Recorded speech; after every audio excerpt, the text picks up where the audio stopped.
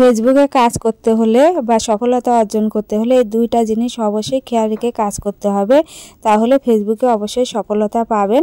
তো আমি ভিডিওর মাধ্যমে আজকের এই দুইটা জিনিস কি সেটা আপনাদের সাথে শেয়ার করব। তো আজকে রান্না করব এই তো কালার ডালের বড়ি আর হচ্ছে টাটকা রুই মাছ দিয়ে ঝোল করব। আর শীত আসলে বাড়িতে দেওয়া কালার ডালের বড়ি আর টাটকা রুই মাছ হোক আর যে কোনো মাছ হোক, ফুলকপি আলু দিয়ে ঝোল করলে কিন্তু বেশি ভালো লাগে। হ্যালো এভরিওয়ান, কি খবর, কেমন আছেন সবাই? তো আজকে সকাল সকাল ভিডিওটা শুরু করছি।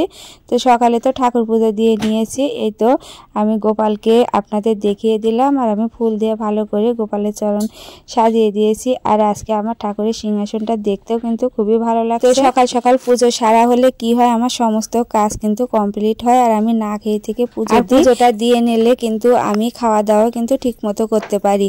এই তো ভাত কিন্তু খাবো, এই যে মাংস দিয়ে আজকে একটু মাংসের ঝোল ছিল, আর পুজো না হলে তো খেতেই পারবো না, সেজন্য আমি সকালে তাড়াহুড়ো করে কিন্তু পুজোটা দিয়ে নেওয়ার চেষ্টা করি। এবারে আমি এই তো ঘরে চলে আসলাম, খাবারটা বেড়ে নিয়েছি, মেয়েকে খাইয়ে দেব।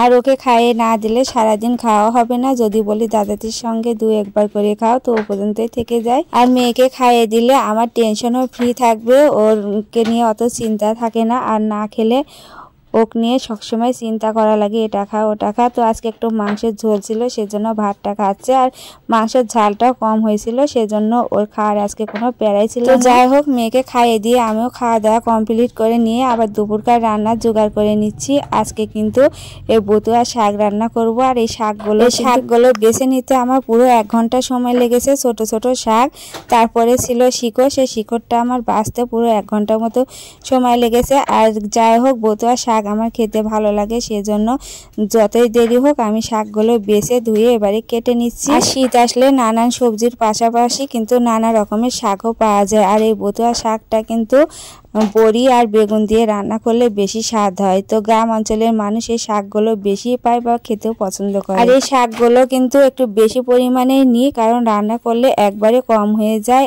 আর এই শাকগুলো অনেকটাই জালি, ছোট ছোট, সেজন্য একটু বেশি পরিমাণে নিলাম।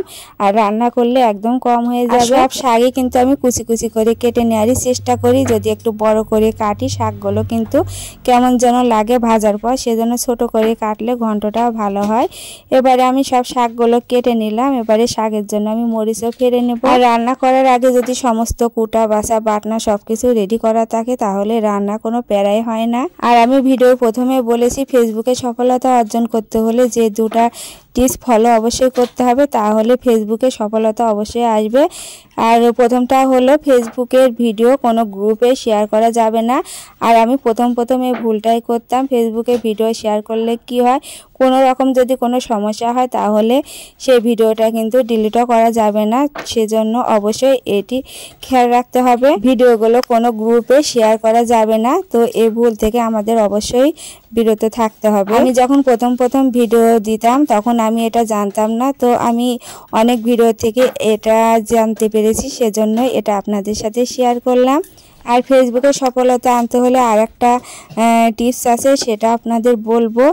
একটা না কিন্তু আপনার ফেসবুকে ভিডিও দেওয়ার কাজ চালিয়ে দিতে হবে, তাহলে কিন্তু সফলতা আসবে। এই ধরুন, প্রতিদিন আমরা যে সময়ে ভিডিওটা দিই সেই সময়ে কিন্তু ভিডিও দিতে হবে। হয়তো আজকে 9টায় দিলাম, আবার কালকে কিন্তু সেই 9টাতে দিতে হবে। হয়তো 10টায় দিলাম, কি কালকে আবার 11টায় দিলাম, এভাবে ভিডিও দিলে হবে না। টাইম মেনটেন করে অবশ্যই আপনাকে কাজ করতে হবে। এভাবে কাজ করলে কিন্তু সফলতা অবশ্যই আসবে। আর আপনাদের মাথাতে অবশ্যই এই জিনিসটা খেয়াল রাখতে হবে যে এই ফেসবুক প্ল্যাটফর্মে এসে কাজ করলাম, হয়তো 2-3 মাসে সফলতা পাবো, অবশ্যই এই ধারণাটা ভুল। অবশ্যই আপনাকে মাথায় রাখতে হবে যে 1 বছর আমরা এই ফেসবুকে কাজ করব। আর একটানা নিয়ম মেনটেন করে আমাদের ভিডিও আপলোড করতে হবে। ভিউজের পিছে বা ফলোয়ারের পিছনে না দৌড়িয়ে ভালো কন্টেন্ট যদি আমরা তৈরি করি আর রেজুলেশনটা ঠিক করে যদি আমরা ভিডিও আপলোড করি প্রতিদিন টাইম মেনটেন করে, তাহলে ফেসবুক থেকে অবশ্যই আমরা সফলতা পাবো। তো এদিকে আপনাদের সাথে কথা বলতে বলতে আমার বতুয়া শাকটাও রান্না প্রায় অর্ধেকটাই, মানে আরও একটু আমি ঢেকে দিয়ে রান্না করব। আর ওই তো আমি আগে বলেছি এই শাক রান্না করলে কম হয়ে যায়। এই শাক থেকে কিন্তু অনেকটাই জল বের হয়েছে, আর আমি ঢেকে ঢেকে দিয়ে কিন্তু শাকটা রান্না করলাম। আর বেগুন আর কলাইয়ের ডালের বড়ি দিয়ে আমি শাকটা রান্না করছি, আর শাকটা কিন্তু অনেকটাই সুন্দর হয়েছে। আর দেখুন কতটা কম হয়ে গেছে। এবারে শাকটা আমি তুলে নিচ্ছি। আর এদিকে আমি মাছগুলো ভেজে আমি মাছের ঝোল করব। আর এগুলো কিন্তু আজকেরই আনা টাটকা মাছ, অনেক দিন হলো ফ্রিজে রেখে মাছ খাওয়া হচ্ছিল, তো আজকে টাটকা টাটকা মাছ এনেছে, ভাবলাম বড়ি দিয়ে আজকে টাটকা মাছই রান্না করি। আর শীতের দিনে কলাইয়ের ডালের বড়ি, বাড়িতে যে বড়িগুলো দেওয়া হয় কুমড়ো দিয়ে, সেই বড়ি দিয়ে আর টাটকা মাছ দিয়ে রান্না করলে বেশি মজা হয় আমার থেকে।